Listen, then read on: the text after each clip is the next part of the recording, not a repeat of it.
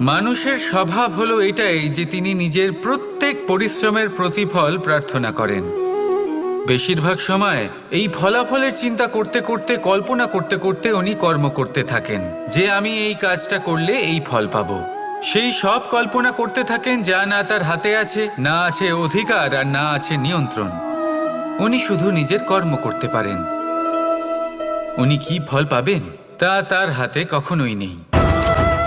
তাই আপনিও শুধুমাত্র কর্ম করতে থাকুন, ফলের চিন্তা করবেন না।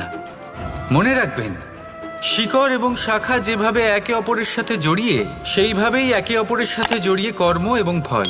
যেরকম কর্ম আপনি করবেন সেরকম ফল আপনি অবশ্যই পাবেন।